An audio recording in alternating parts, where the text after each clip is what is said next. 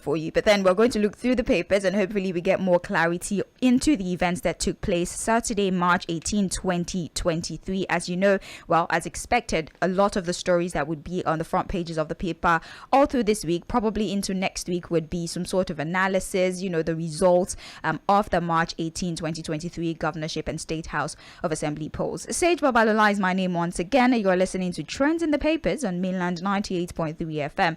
As always, joining me virtually for this conversation is Fuhad Saheed. Fuhad, a lovely morning to you. Yeah, good morning, Sage. How are you doing? I'm very well, thank you. Very well, thank you. I'm interested in what is to follow the March 18, gubernatorial polls. We're expecting litigations, no doubt, and then many of the elections, considered inconclusive because of irregularities. We can see party agents. We saw on television party agents almost getting physical because they're trying to debate the results that have been reeled out by INEC, and many party, they're throwing jabs at each other, and a lot of people citing the should I say tribalism, let me call it that, sort of riddled the election. There's a lot of information to grapple with. Would you like to comment on that briefly before we pick up the papers? Well, like you just mentioned, of course, the courts are going to be filled up. That we should expect, because again, in the conduct of the elections, there are enough grounds for dissatisfied political parties and candidates to approach the court for hearing and probably resolution of their dissatisfaction. So definitely, we are going to have a lot of cases in court that I expect that's going to happen. The issue of ethno-religious sentiment, honestly, was probably, apart from the violence that we saw, because again, the violence didn't just happen. Yeah. Most of the violence was fueled by those ethno-religious sentiments before the election. So I would say that is one issue that we have to live with now. As it is, this election has further divided Nigerians, and I can say that Nigerians are more divided than ever before. And the division are the result of the ethno-religious sentiment that these politicians deployed, during the elections, before and during the elections. And this is one tragedy of the nation that we now have to deal with, honestly. So sad. But again, that's now, and we have to find a way to move forward as a nation. Right. It's so unfortunate, like I said, that we allowed ourselves to fall prey to, the ethnic and religious baiting that a lot of these politicians use. I really expected us to be smarter and wiser now, especially, people who have access to education. And I'm really sorry, I mean, no offense, that the people who you would expect to, be wiser, to know that this is actually baiting. But it would seem like even these people who had access to formal education are the ones who are actually falling victim to this. So it's quite unfortunate. And like you said, for a very long time, the effects of this election would linger for a very, very long time and probably affect how we, relate with each other moving forward. But I hope that we're able to, repair this crack that this election has, made on the wall of our social interactions in this part of the country or in this part of the world. Anyways, let's move forward. The Guardian newspaper, that's the paper we are looking at right now. I do have the Punch, I have the Nation and Vanguard, but we'll begin with the Guardian. Front page, top story here. Protest as INEC suspends election results in Adamawa, Abia, Enugu. The writers to this story, 2023 election lacked transparency, damaged public confidence in INEC, says the United European Union. Sonny Sule, Oborev Wori, Fubara Yusuf, others declared winners. Now, following the dissatisfaction of some electorates in the management of the governorship and state assembly elections, protests rocked some states yesterday. Against the Independent National Electoral Commission, as angry voters objected to the delayed tactics of the electoral body in releasing the results and the alleged discrepancies in the election results signed by party agent against what was uploaded on INEC portal. Well, it will seem like the European Union is also quite dissatisfied with the Cuba polls. I mean, I remember that during the presidential, the European Union said, yeah, there were, a little issue with mostly the IREV, but the election was peaceful, it was good, but they don't have the same report for the Cuba polls. In fact, the European Union says that it's quite unfortunate that there was obstruction and organized violence that limited the free expression of the will of the voters, despite effort by civil society to promote democratic standards. And that's me quoting the report by the European Union. So they're acknowledging that there was violence, and these violence somewhat prevented people from really involving themselves in the leadership selection process. What do you have to say about this, Fuhad? I say that I'll use these opportunities again to clear the air on some of my maybe misconstrued or misunderstood positions on the conduct of this election. Remember, we had the presidential and national assembly election February 25. And after that election, I think there was a consensus in the fact that, look, despite all that happened, to a large extent, we saw issues of failure in the area of logistics from INEC, where materials got to polling units late and all of that. And then, of course, the failure of INEC to upload results from polling units, the IRF issue. In fact, right from the National Collation Center, the first objection to the way the election was conducted was the failure of INEC to upload results from polling units. February 25, we didn't see major issues of violence across the country. There were no major reports of violence in the way the elections were conducted. It was lesser than expected. Yeah. It was not really major the news points at that time. It was not really something that was widespread to even make news at that time. What made the news at that time was INEC dropping the ball in their failure to upload results directly to either from polling units. And that was the basis of disagreement and dissatisfaction from the Labour Party and the PDP and also the other parties.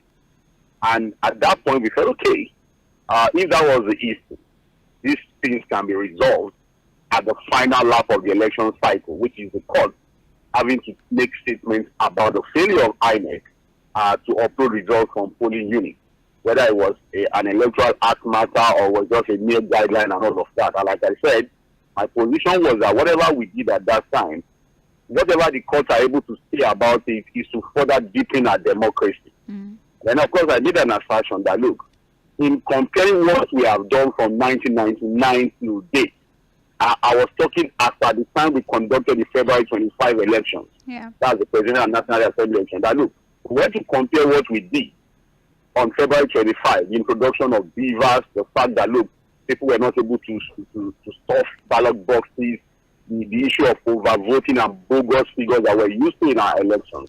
I cited several elections that we conducted from 1999 to when we did the February 25 election. I said that was the best ever in comparing with what we have been doing in the past.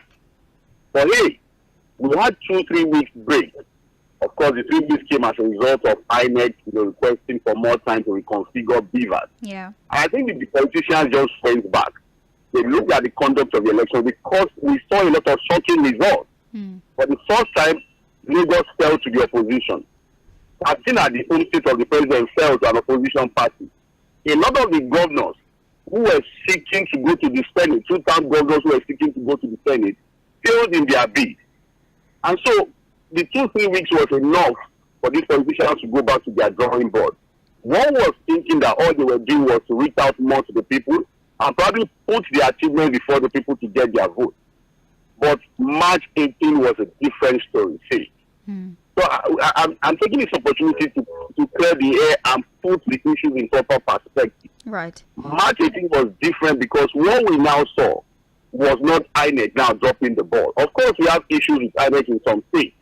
Of course, these issues of inconclusive elections and all of that. So again, we can't even put everything on the table of INEC because these politicians are still the reason why some of these elections are inconclusive.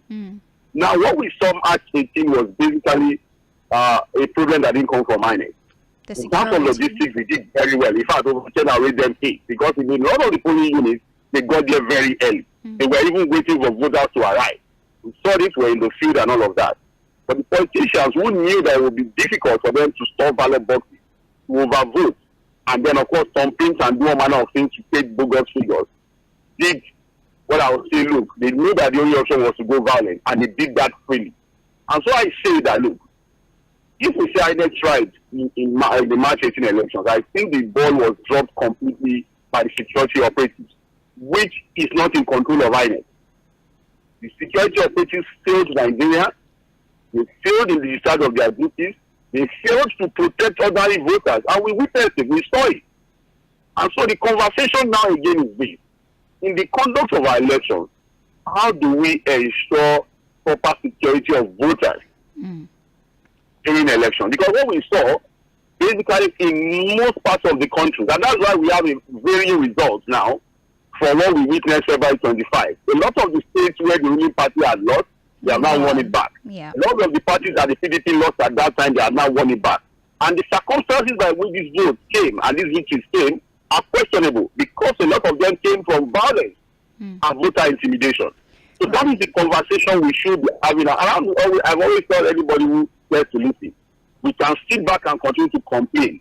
But if we don't begin to bring the conversation of how do we provide solutions moving forward, then we'll remain here complaining and nothing will change. Right. The politicians have gotten what they want to get.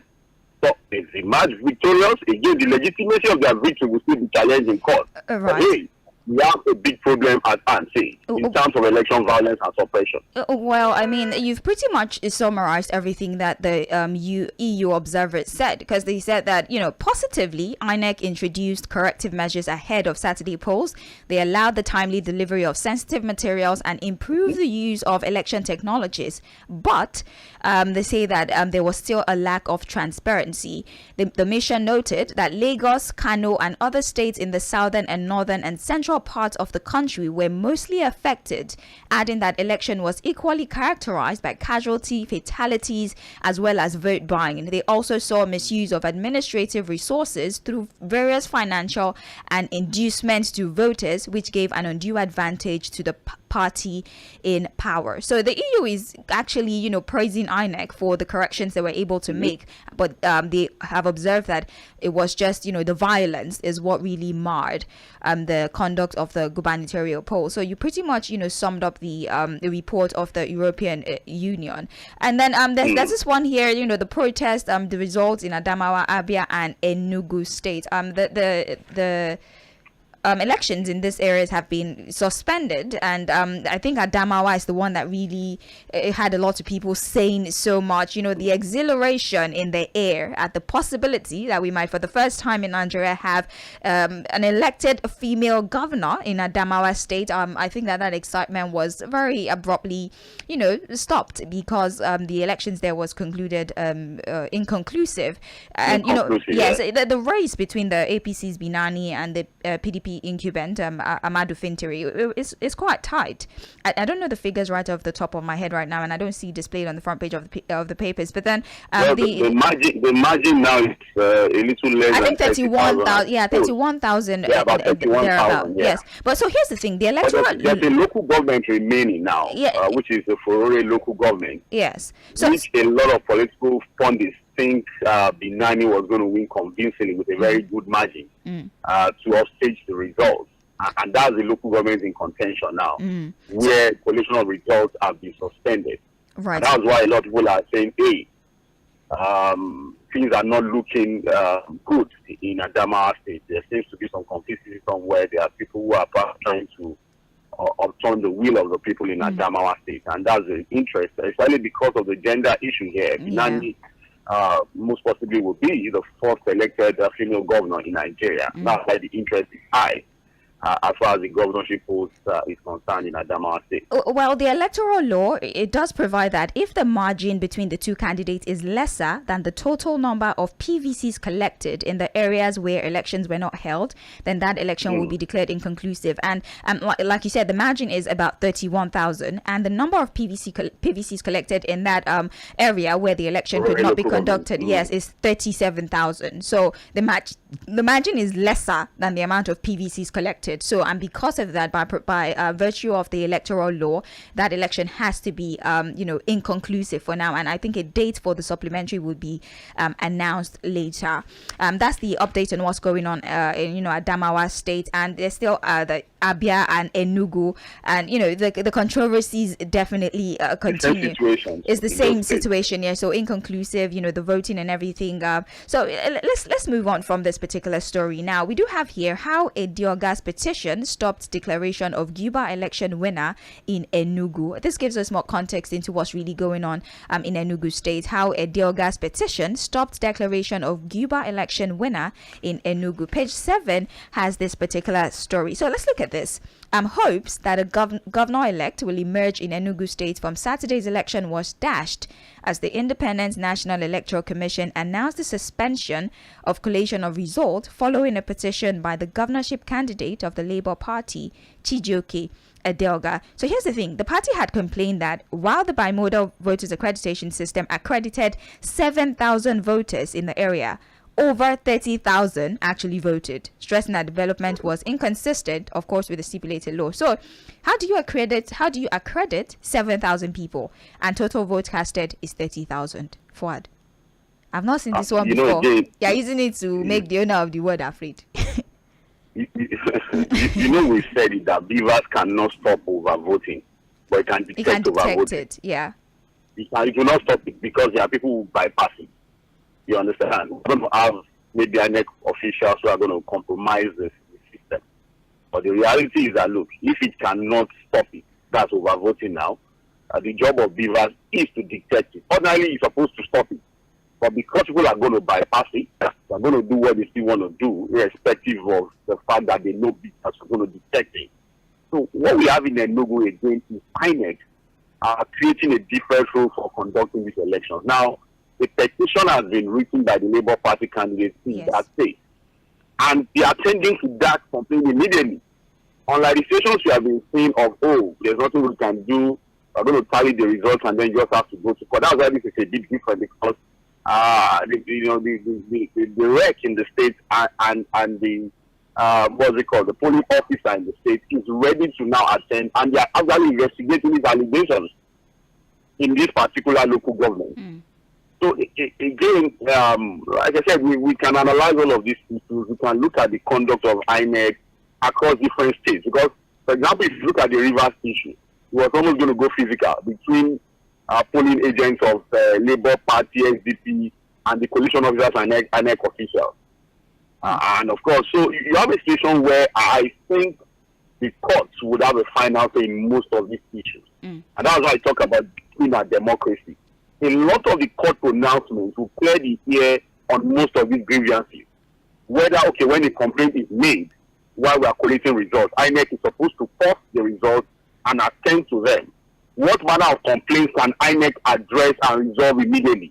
Which are the ones that they have to leave to the courts to decide? Those are the issues that we are going to be seeing going forward when a lot of the satisfied minds go to the courts to seek clarification on a lot of these issues. So we need to ask ourselves, the Electoral Act was recently signed, and that's why a lot of people think it's even wrong to sign some of these things close to election. A lot of people didn't take enough time to study the Electoral Act. Right. A lot of issues are still there that we don't know about. So, but again, most of the pronouncements from the court will clear the air on some of these issues, and we'll wait to see how that goes. So, Fuhad, here's the thing, right? As much as the Labour Party candidate is using Chijioke Edelga is stating the Electoral Act as backup for his petition. The People's Democratic Party, with their candidate Dr. Peter Amba, is also citing a provision in the Electoral Act.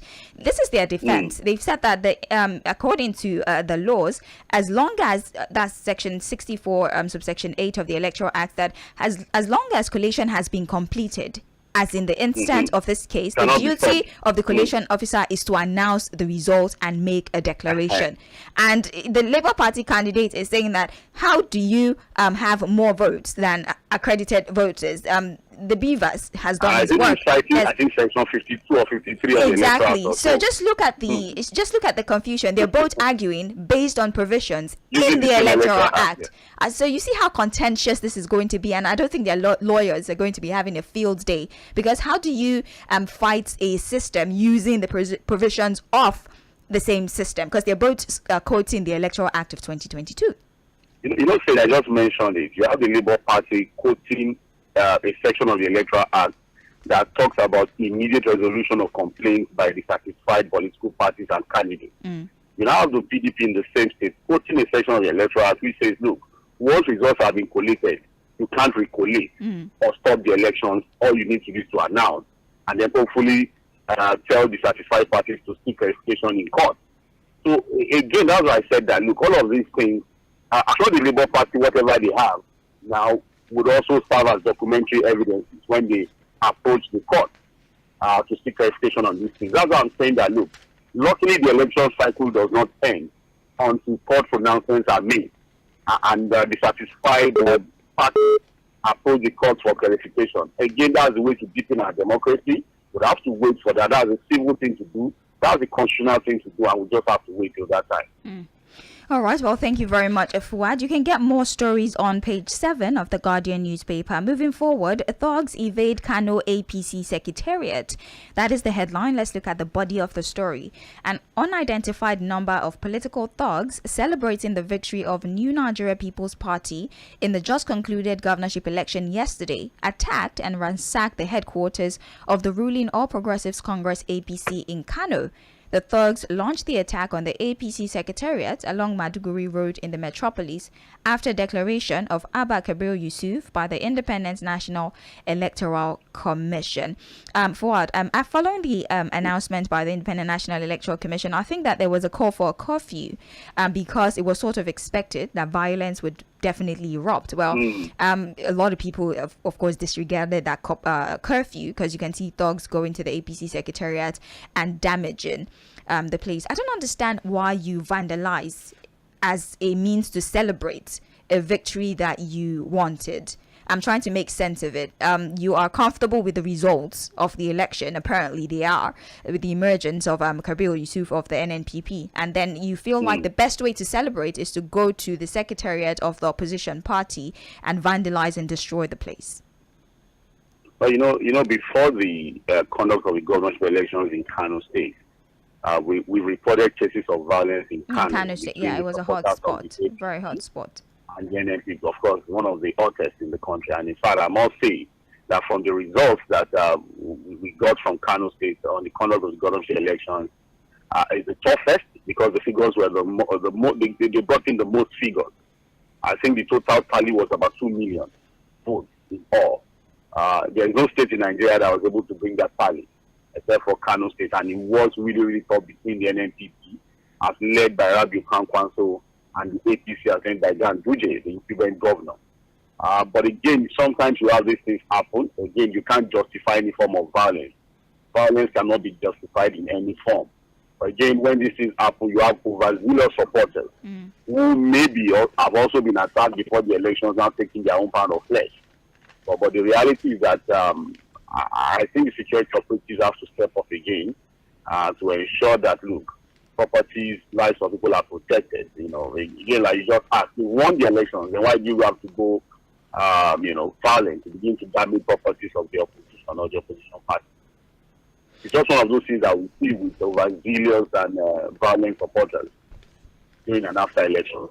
Right. Thank you very much, Fuad. That's on page 29 of The Guardian. I'm still on pages 29. INEC declares Kebbi gubernatorial election inconclusive as Katsina PDP rejects outcome of poll. We're analyzing election results, says Kano APC. The governorship election in Kebbi State has been declared inconclusive.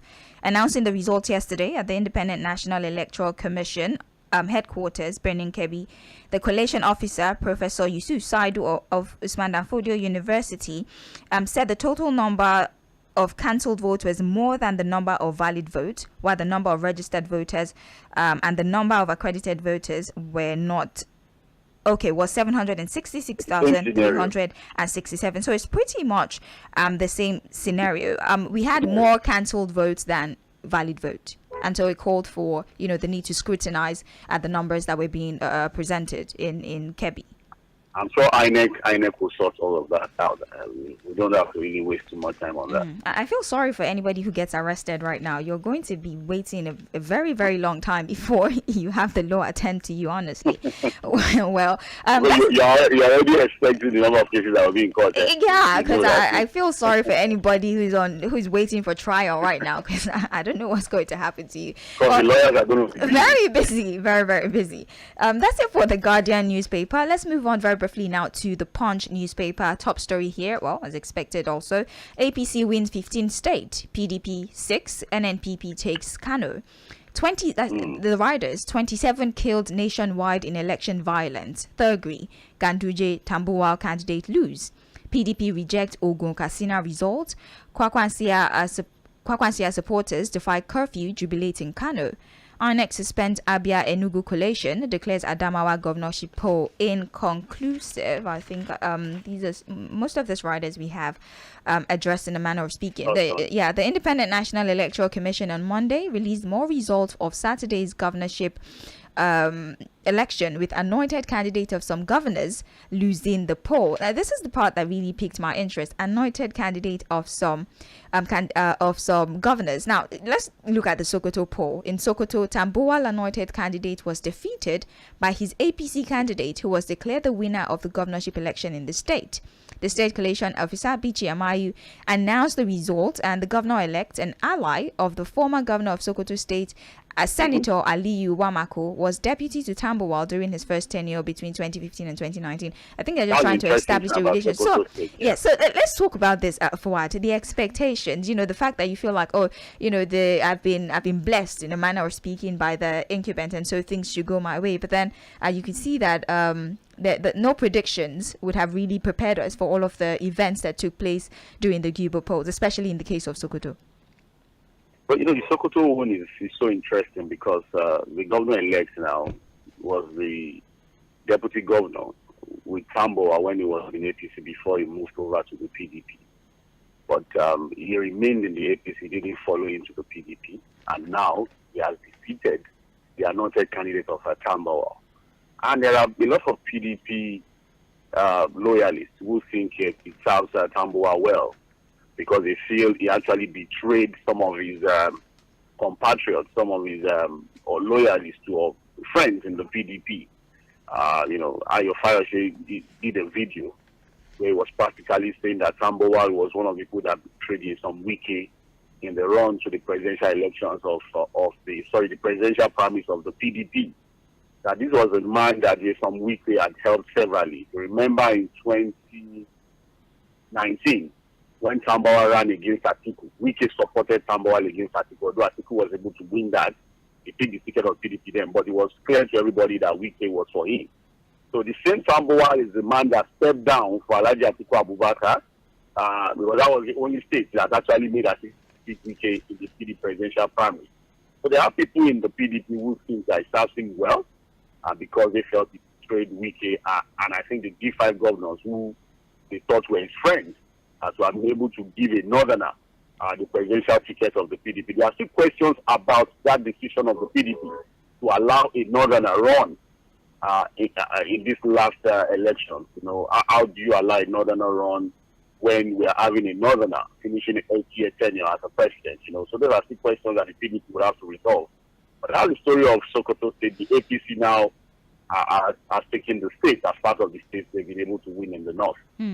Well, the PDP is rejecting the Ogun State election result. As you know, Dakwa Abiodun of the APC was re-elected, and the PDP does not believe that it was done using the right channels. In fact, I think that they're calling for the investigation of the returning officer, because apparently the returning officer was complicit in the discrepancies that went on with the conduct of the allegedly of the discrepancies that went on with the Ogun State Guba polls. I think this is just basically go to court. I think that's the most famous slang that we have.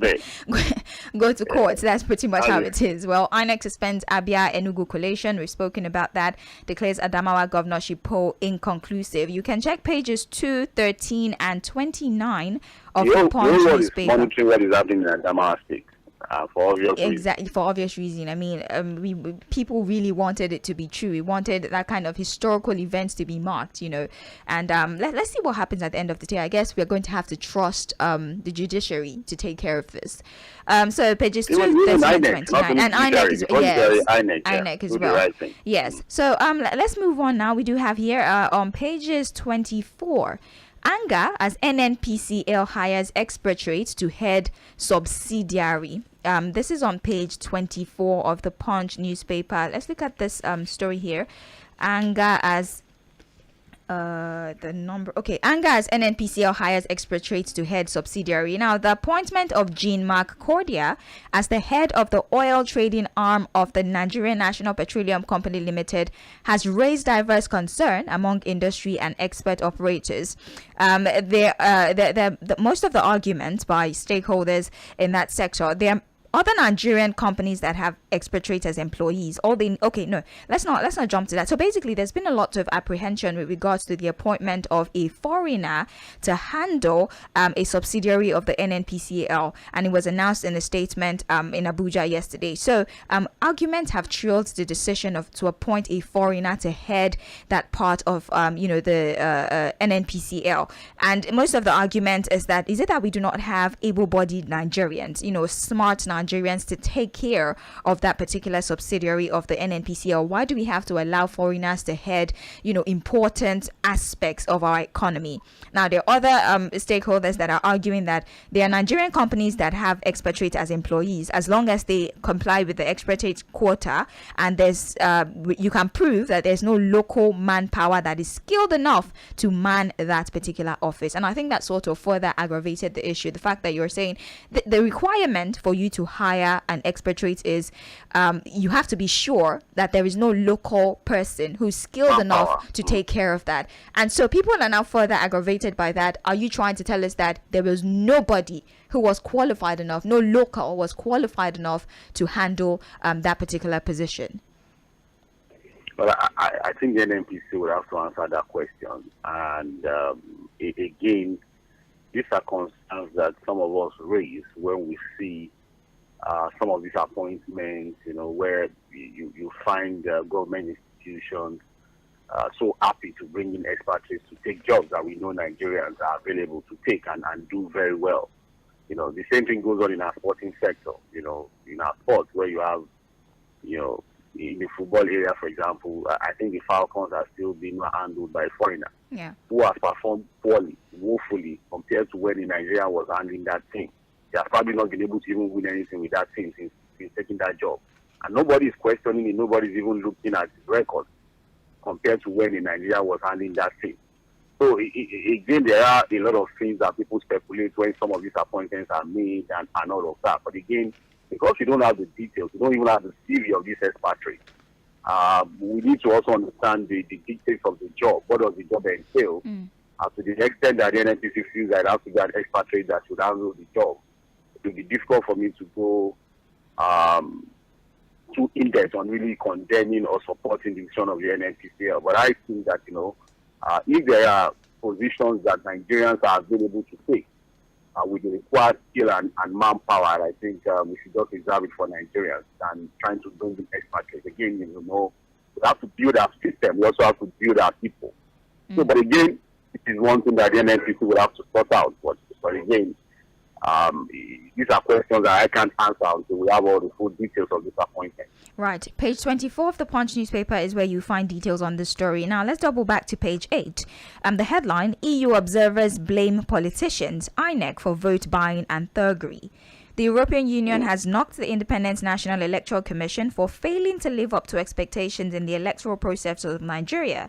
The chief observer, EU Election Observation, Barry Andrews, in his preliminary statement on the governorship and House of Assembly election on Monday, said Nigerians hungered for democracy and were ready to be involved in the country's democracy, but that appetite was lost due to failures by political elites and INEC. So I think this is just more or less the same thing that we spoke about earlier whilst we looked through The Guardian. The EU is saying that he actually, to an extent, blames INEC and the politicians for the vote buying aspect. Yeah, the security operatives are to be held responsible for their inaction. Yeah, how do you vote INEC for vote buying now? So he's saying that INEC and the politicians are somewhat responsible for No, why we need to vote buying. separate it now. We can't lump it together. Let's talk about. There are two things to talk about here. Yeah. Vote buying, one on one side, then violence and voter suppression.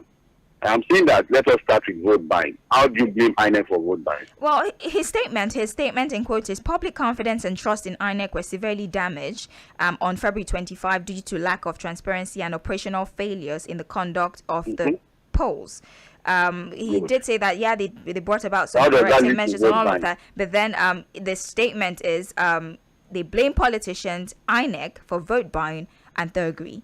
That's the statement. You don't understand it now. You don't say it. This report, unless the reporter who wrote this story is the one that is modeling the thing up, you can blame INEC for operational failure. I agree with that completely. Like we said, February 25, there were a lot of breaches and operational failure in terms of logistics, early arrival of materials, and then the issue of the inability of INEC to upload results real time from polling units. I agree that we should put that on the table of INEC. But when it comes to vote buying and the violence that we saw March 18, I don't think we have to put that on the table of INEC. We can't even blame INEC for that. I would blame the security operatives for failing to protect Nigerians on election day. And that has to go to the table of the president, who is the commander-in-chief of the Federal Republic of Nigeria. I can't even blame governors because they are just commander-in-chief in their respective states. In paper, they don't even control the commission of police in their respective states. So what I'm trying to say is that the issue of vote buying, again, one was thinking that the EFCC was going to be able to handle that. And that was why we said that, look, these are systemic things that require more critical approach than grandstanding and all of that. The Naira confiscation, the Naira swap policy and all of that. I was going to stop vote buying. A lot of us just thought that, look, this was just catching the surface than really attending to the real issue. So I'm saying that, look, INEC has its own fault, as we're still in some states in the way they've handled this election. But the issues we saw March 18 were majorly issues that INEC could not stop. Because these were issues that concerned security that INEC could not stop. Maybe they're looking at this from the concept of ripple effect. Maybe the inadequacies of INEC to a certain extent, maybe they feel like it was a contributing factor as to why people became susceptible to the vote buyers. The politicians decided to adopt violence March 18 because they knew that it was difficult for them to compromise the system as created by INEC. I'll tell you why. Why were they going after beavers and the ballot boxes? Even beavers, that because they knew that, look, maybe a lot of people have not even witnessed what we were doing in the past. I have monitored elections, and that's probably the fourth or fifth election that are practically monitored. In the past, what you see is a situation where politicians will just get the ballot paper, go campaign somewhere, they stop it and write figures. But beavers automatically ended that approach. And like I said, beavers will not be able to stop overvoting because, of course, you would have INEC officials who are going to compromise the system, but it can detect it. Right. And it will even serve as easy documentary evidence because all you need to do is look at the vote tally, how many people were accredited in the polling unit. And how many people voted. You tally to the number of vote cast. So it's easy for you to detect overvoting. So that was why the politicians adopted the strategy of violence and voter suppression, which again INEC cannot stop. Except the security operatives do their job. And they say we have to take the security operatives March 18 still like some people were harassed, teaching, intimidated. Well, thank you very much. For that. The EU observers, I don't know if this, it may be what the EU observers said. Taken out of context. Yeah, maybe the reporter, yeah. But then pages 8 of the Punch newspaper is where you find this particular story. Let's move on now. We do have here on page 6, Sanwo-Olu raises civil servant salary by 20%. The Lagos State Governor Babajide Sanwo-Olu has announced a 20% increase in the salaries of civil servants in the mainstream public service. and those to benefit from the new structure that takes effect from January 1, 2023, includes those in the local government areas, local council development areas, and the State Universal Basic Education Board. So the arrears for the month of January would be paid with salaries for the month of March, while the arrears for the month of February will be paid together with the month of April 2023. Well, the re-elected governor of Lagos State, Babajide Sanwo-Olu, has done something that I would like to believe would definitely excite those who are public servants. There's been an increase in salaries by 20%, and this actually took effect January 1st, 2023. So the arrears for January, it wasn't in effect in January. So the arrears for January will be paid with salaries of this month's March, and the arrears for February will be paid in April. That's a good thing, right? I mean, it's been just a few days before his re-election. A good move for Lagos State civil servants. I think a lot of them committed to the election. We saw a lot of Lagos State civil servants, somehow piece their tents with the governor in this last election, and so maybe this. So I think it's a reward. A reward or compensation for standing by the governor and then ensuring he's re-elected as governor again in Lagos State. But I spoke to the Lagos State civil servant this morning on this particular story, and he said, "Oh, this was an agreement that was even made before the election." Yes, because this is January. Yeah, it was since January. Why implement it after the election or wait for the election to implement it? I think he also told me that in fact the initial agreement was 25%. They are shocked that the government is doing 20%. Well, after that, they move on. But a good one. Any pay rise for a civil servant is a good one, no matter how small. Definitely. A good one for Lagos State civil servant, more money. Well, maybe they would even review the minimum wage since we're being generous. They might as well just review the minimum wage altogether. But it's all good. I'm not saying civil servant. Any pay rise is always good. They celebrate it. Definitely. Page 6 of the Punch newspaper is where you find this. You're listening to Trends in the Papers on Mainland 98.3 FM. My name is Sage Babalola.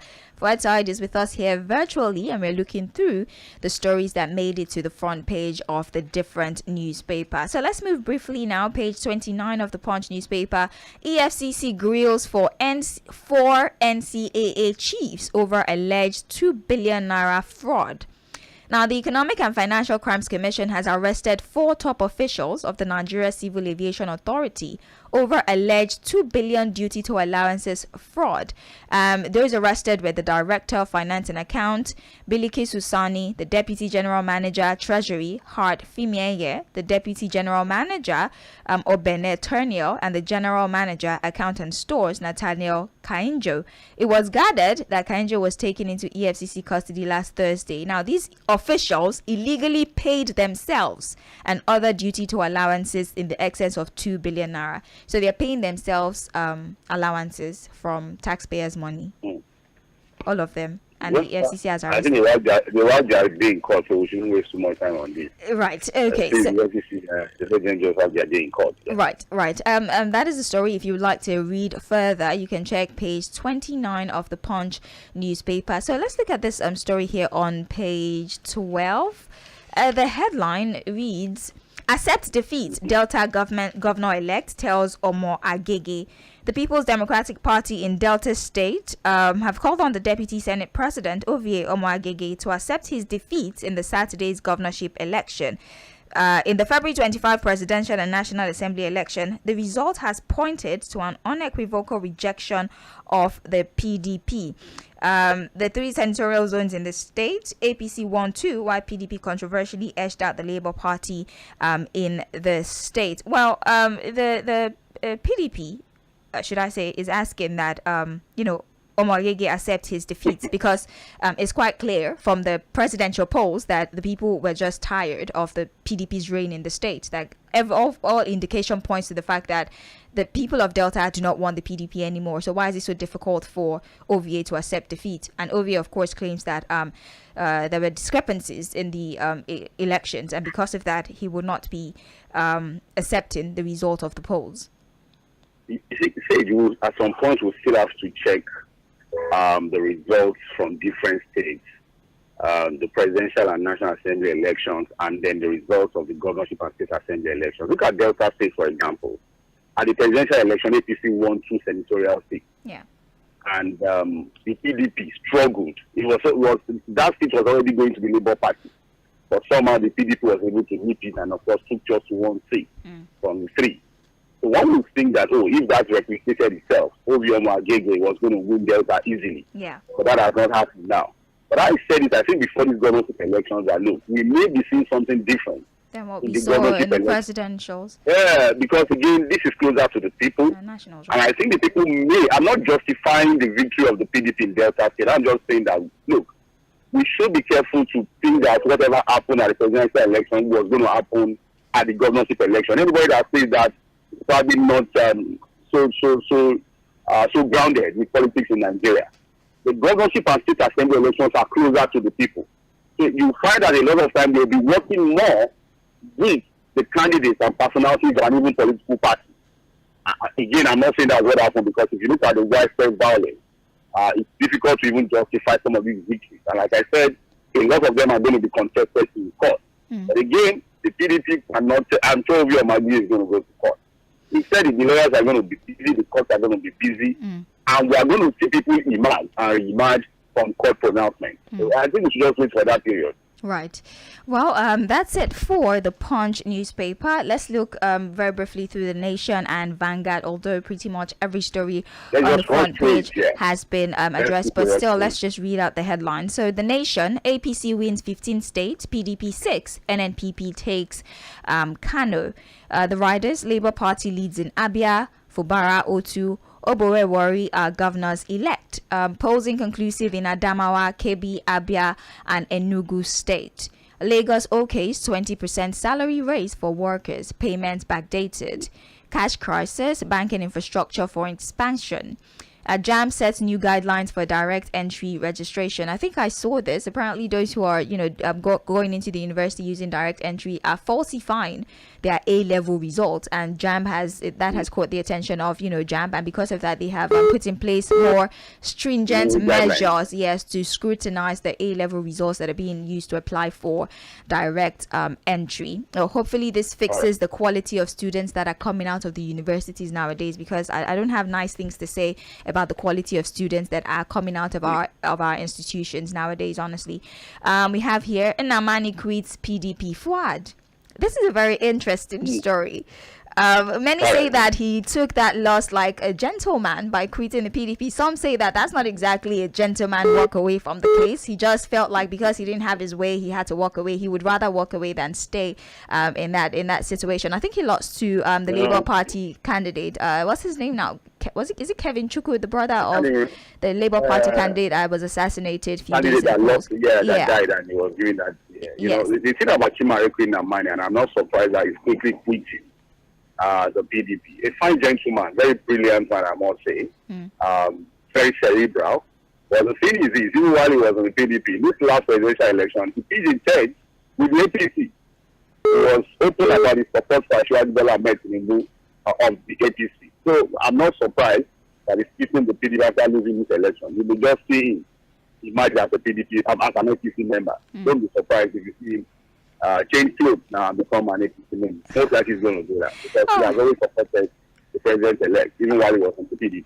All right. Vanguard newspaper briefly: Sharif, Bara, Imwifuru, Zulum, Mofwang, others emerge governors. Tension in Enugu, Abia as INEC holds result collation. Victoria Sanwo-Olu orders 20% increase in workers' salary, and 78 million Nigerian children risk water-related crisis. A report from UNICEF. That's it for Vanguard newspaper, and that is all for Trends in the Papers for this morning. Thank you very much for your participation. At 8:40, we will be right back, and in that moment, we'll open the phone line so that we can talk about stories that we decide to use for mainland focus. My name is Sage Babalola. Thank you very much, Fuhad, for standing by. We'll be right back. This is still Mainland 98.3 FM.